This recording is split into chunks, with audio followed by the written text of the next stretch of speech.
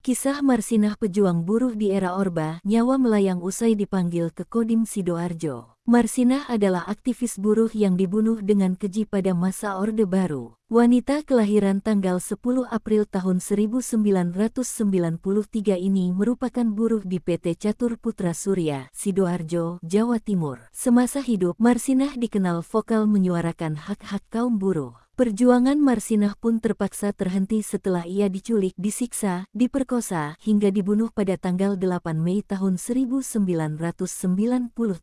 Selama bekerja di PT CPS, Marsinah dikenal sebagai buruh yang vokal dan selalu memperjuangkan nasib rekan-rekannya. Marsinah adalah aktivis dalam organisasi Buruh Serikat Pekerja Seluruh Indonesia Unit Kerja PT CPS. Pada awal 1993, pemerintah mengeluarkan imbauan kepada pengusaha Jawa Timur untuk menaikkan gaji pokok karyawan sebesar 20%. Namun, imbauan itu tidak segera dikabulkan para pengusaha, termasuk oleh PT CPS, tempat Marsinah bekerja. Alhasil, hal itu memicu unjuk rasa dari para buruh yang menuntut kenaikan upah. Pada tanggal 2 Mei tahun 1993, Marsinah terlibat dalam rapat perencanaan unjuk rasa yang digelar di Tanggulangin, Sidoarjo. Pada tanggal 3 Mei tahun 1993, para buruh mencegah teman-temannya bekerja untuk melakukan aksi mogok. Namun, Komando Rayon Militer setempat langsung turun tangan untuk mencegah aksi para buruh PT CPS tersebut. Keesokan harinya, para buruh mogok total dan mengajukan 12 tuntutan kepada PT CPS. Salah satu tuntutan buruh adalah kenaikan gaji pokok dari Rp1.700 per hari menjadi Rp2.250 per hari. Selain itu, mereka juga meminta tunjangan Rp550 per hari yang tetap bisa didapatkan ketika buruh absen. Marsinah pun menjadi salah satu dari 15 orang perwakilan buruh yang melakukan perundingan dengan pihak perusahaan. Ia masih terlibat dalam perundingan-perundingan hingga tanggal 5 Mei tahun 1993.